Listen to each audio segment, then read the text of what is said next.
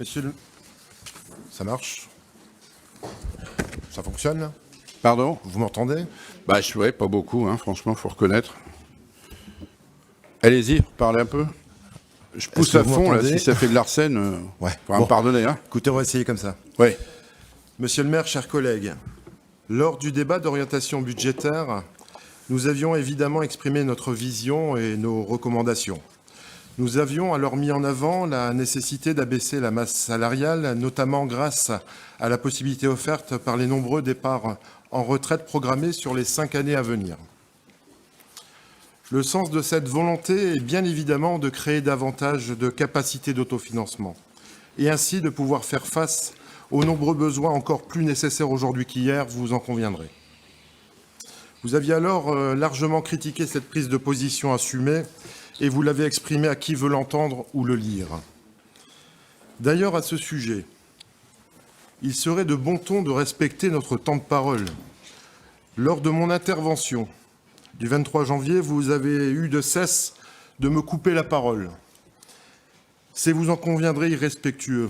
De deux choses l'une. Ou vous coupez votre micro durant nos interventions, ou vous laissez le nôtre ouvert durant les vôtres. Mais pour ma part, je suis plutôt favorable à une écoute mutuelle qui renforcera également la compréhension des Watrelosiens qui nous écoutent et à qui nous devons proposer des débats de qualité. Ensuite, écrire sur votre blog. Tiens, j'ai dit blog. Oui, ça existe encore. Bref, passons, et je me tiens à disposition des plus jeunes pour expliquer de quoi il s'agit.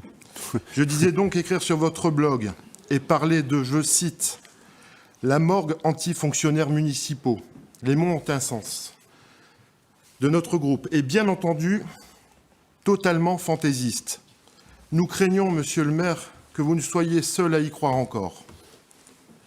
Mais revenons à plus important et en adéquation avec le débat citoyen qui doit primer dans cette instance. Nous constatons que, malgré vos critiques, vous allez pourtant dans le sens de nos recommandations, puisque une baisse de la masse salariale à hauteur de 260 000 €. Tant mieux. Il ne vous reste plus qu'à l'assumer comme nous le faisons. C'est la seule option.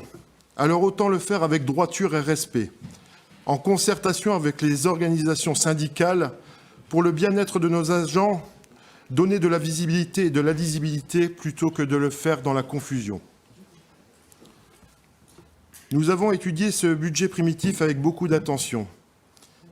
Et si nous n'allons pas débattre de chaque ligne, quelques réflexions s'imposent tout de même. Nous constatons qu'une ligne de crédit revolving pour un montant de 2,4 millions d'euros apparaît dans les comptes. Elle n'est pas utilisée et il me semble inapproprié de la laisser en place. Même si cette ligne a servi quand la ville était au plus bas, son utilisation est dangereuse et peut coûter très cher à notre commune. Vous prévoyez une nouvelle étude de 75 000 € concernant l'église Saint-Maclou, une de plus. Nous connaissons déjà l'enveloppe nécessaire à sa réflexion. Vous l'avez annoncé. C'est que les études sont déjà faites, non? Nous constatons également une augmentation de 10 000 € des indemnités des élus.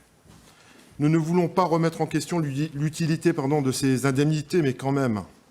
Au moment où le pouvoir d'achat de nos concitoyens baisse, où le chômage partiel ampute de 14 % les revenus, notamment chez les plus modestes, où nos concitoyens perdent leur emploi, au moment où les primes tant attendues par les salariés dans bien des entreprises sont supprimées, en cette période où les commerces et les restaurateurs sont en grande difficulté et où beaucoup ne se relèveront pas.